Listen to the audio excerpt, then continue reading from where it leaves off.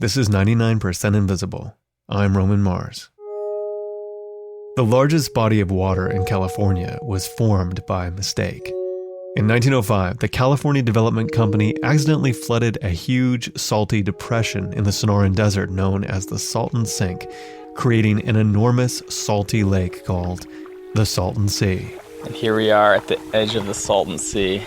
It's incredible. You almost can't see across. And we're at the tip. It's pretty narrow here. Reporter Emmett Fitzgerald recently visited the Salton Sea on a hot summer day in the desert. Yeah, it's just a mile to 107 right now. The water is twice as salty as the Pacific Ocean. The only fish that can live there are tilapia, and even they struggle sometimes. There's just a line of dead fish, dead tilapia.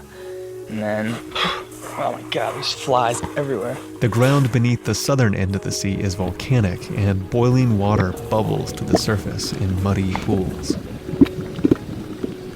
It feels post-apocalyptic and prehistoric, all at the same time. But it's also weirdly beautiful. And the sea isn't dead. The water is teeming with microbial life, and the beaches are covered with sandpipers, egrets, and pelicans. This sea, this gurgling, sometimes stinky accident of a sea, is actually in danger of drying up and disappearing. And you may be thinking, good riddance, it doesn't sound all that nice. And you wouldn't be alone. Over the years, it's been hard to get people to care about saving the Salton Sea, in part because it doesn't seem natural enough. In general, we tend to think about places and objects as either natural or unnatural. Forest, natural. City, unnatural. But that black and white distinction is sometimes grayer than it seems. Today, peregrine falcons are nesting on skyscrapers. Coral reefs are growing on oil derricks. And some seemingly wild ecosystems are carefully managed by humans. The truth is, a lot of places on Earth are the messy result of a combination of natural and unnatural events. Nowhere is messier than the Salton Sea. And it raises the question, should we protect an ecosystem that's not purely natural? The Salton Sink has not always been full of water, but it hasn't always been empty either. Over centuries, the meandering Colorado River would periodically flow into the sink and fill it with water. And then over time, the water would dry up. This cycle repeated itself every 400 or 500 years or so. But when white settlers showed up in the desert in the late 1800s, there was no sea there at all. Just a parched basin, a trough, 270 feet below sea level at its deepest, and filled with natural salt deposits, which companies harvested to sell in cities like San Francisco. But frontier developers soon realized that if you brought in water, you could grow crops 12 months a year under the desert sun. So they set about rebranding this place as an agricultural paradise, and they started by getting rid of the name Salton Sink. Well, that's not a very appealing name if you're trying to sell lots. So they thought of Imperial Valley. It sounded great. That's Pat Laughlin. She's a local historian who's lived in the area for the last 60 years. They established a water company which would bring water by canal from the Colorado River. They said, if you start a farm here, we'll bring you the water. This water came into Imperial Valley and watered the acreage. And these real estate developers sold a lot of lots in Europe to people who wanted to come to America and get a new start. And they had a wonderful agricultural industry going down there. For a few years, anyway. In 1905, the water company cut a new canal, and before they had time to reinforce it, they had a very late flood upriver in the Colorado, and the water just came through and washed out that cut and flooded the valley. Water broke through the wall of the canal and poured into the Salton Sink, destroying farms and homes. It was a disaster. And it just kept pouring in. The federal government could not be bothered to help, so the task of stopping the flow of water fell mostly to the Southern Pacific Railway, which had lost train tracks in the flood and would lose more if they did nothing. It was an amazing task. They built railroad tracks out to the break in the dike, and then they just took flat car loads of cement and old cars or any junk that they could throw in because there was just no solid bottom there to the river. It was all sandy. They did this for an entire year until they finally managed to fill in the breach and get the river back into its channel. But by that point, the water had filled up the Salton Sink, creating a massive lake in the middle of the desert. The Salton Sea. And most people assumed it would just dry up like a puddle on a hot day. Which is what it usually did whenever the Colorado flowed into the Salton Sink. But the sea had a new water source this time: agriculture. As irrigation flowed off the fields in the Imperial Valley, it ran downhill into the sink and sustained the Salton Sea. And for much of the 20th century, the runoff coming into the sea was about the same as the amount of water being lost to evaporation, creating a strange balance that made the sea appear stable. And back then, the sea was pretty different than it is now. It looked like a peaceful oasis in an otherwise hostile desert, like somewhere you might want to go on vacation. In the 1950s, a new round of developers saw a chance to turn the sea into a playground for Los Angeles weekenders. They called it the California Riviera. Here is truly a miracle in the desert, a whole new outlet for the crowded millions in big cities. A Palm Springs with water. Here is where you can find the good life in the sun. Today, the Salton Riviera... An oil tycoon named Penn Phillips built a planned community on the west side of the lake called Salton City. He put in a yacht club over there and laid out lots and sold lots and brought busloads of people down to see the sea and purchase lots. That's Pat Laughlin again. She used to take her family to the Salton Sea on weekends. It was really a wonderful place to go for recreation when I first came in 1950. And I have memories of many hamburger fries on the beach and swimming. But the water was great, and there was water skiing, and they had a lot of boat races across the sea and back. And then there were the fish.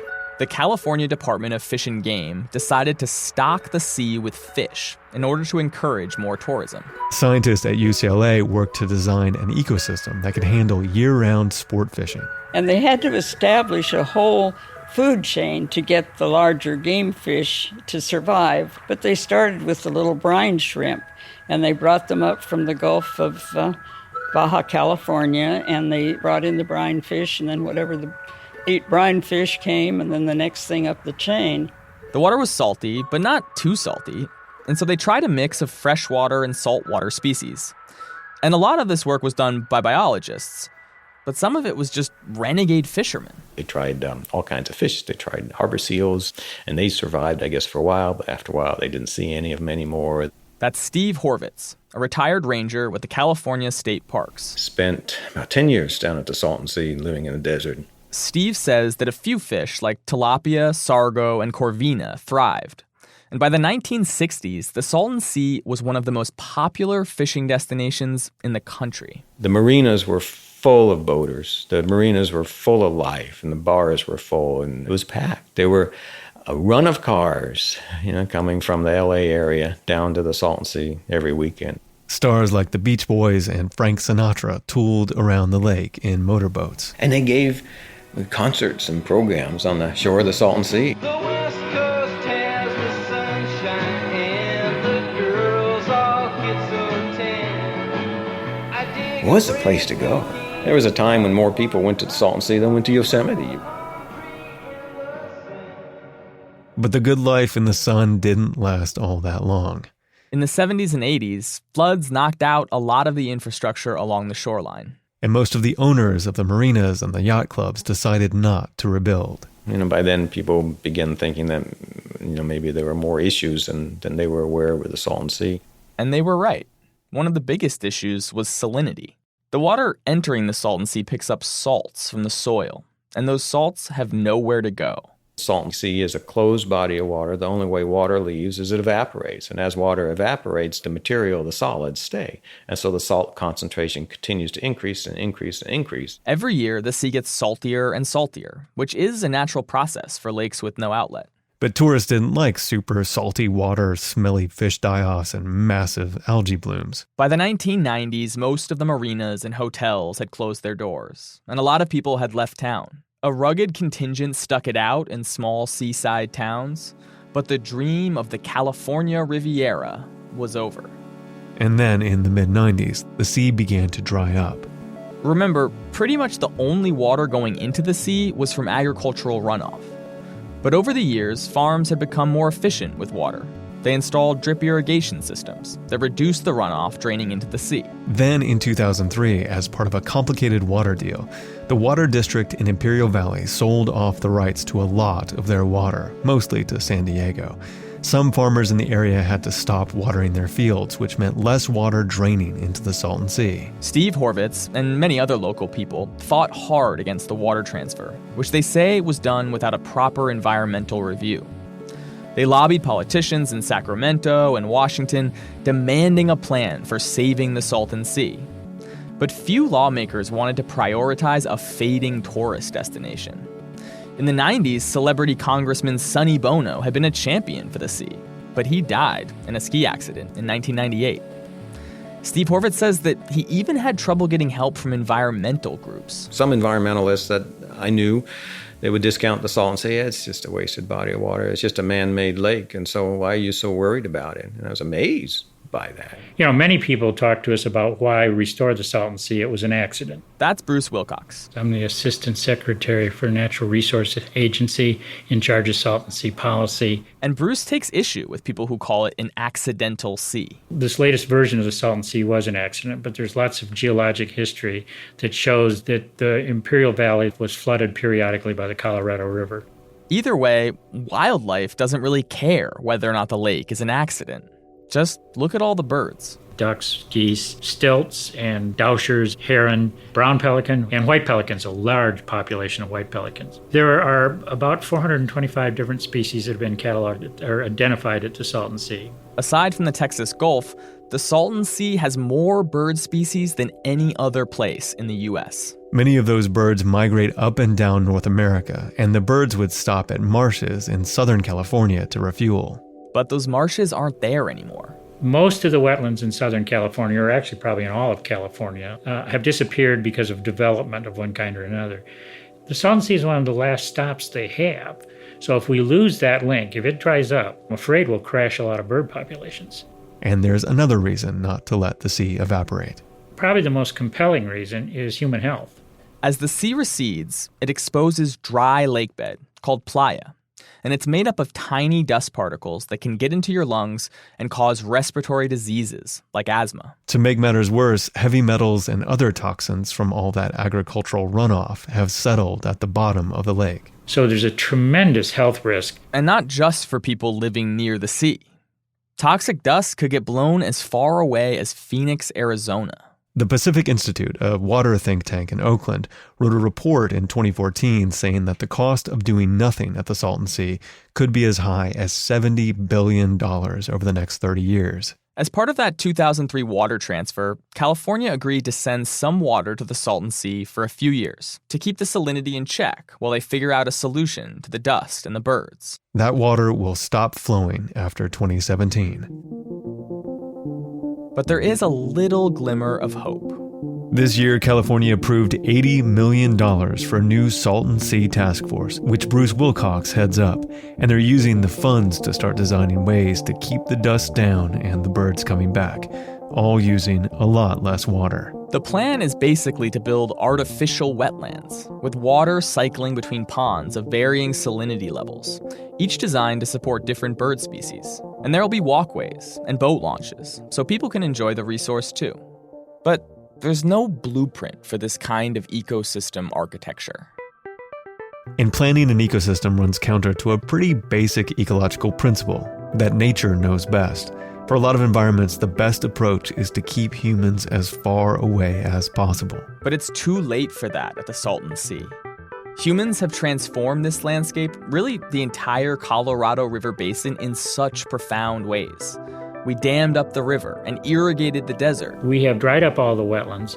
We have made all these modifications for better or worse. And now we're in a position where we have to step in and manage. That's Bruce Wilcox again, the Assistant Secretary for Salton Sea Policy. And I would be lying to you if I didn't say I was a little nervous about that, because we don't know anywhere near as much as we think we know. It's just a little bit arrogant to think we screwed it all up and then suddenly we decide we can fix it. I mean, there's a danger in that. But we're in a position where we don't have a choice. Building hundreds of acres of artificial wetlands is going to require a lot of money. much more than the 80 million they just got. And that means California is going to have to start valuing a landscape that's the furthest thing from pristine. It's easy to contrast the Salton Sea with California's second largest body of water, Lake Tahoe, the beautiful blue mountain lake that Northern California yuppies and yuppies who used to be hippies flock to every weekend. Tahoe's sexy, there's no doubt, but the Salton Sea isn't. Former park ranger Steve Horvitz. The Salton Sea is an ugly guy living down there in the desert, a hot and sweaty guy that many times just repels people.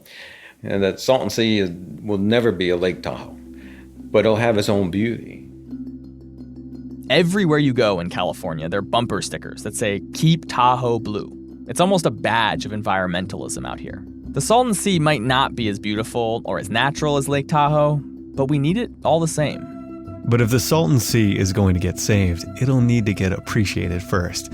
We're going to need to see some of them bumper stickers. We just got to think of a slogan, and it probably can't be "Save the hot, sweaty guy in the desert." So, let's see. See you at the Salton Sea.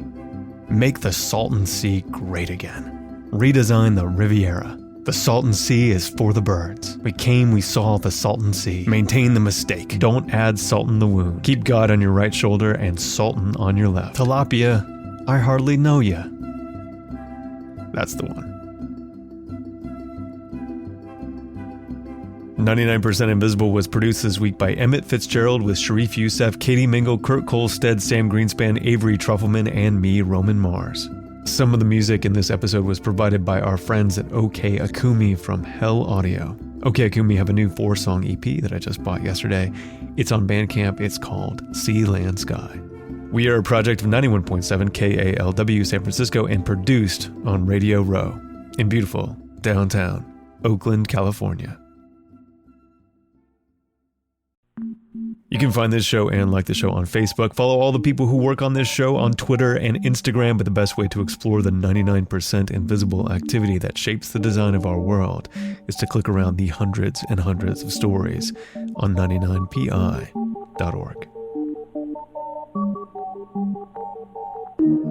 Radiotopia from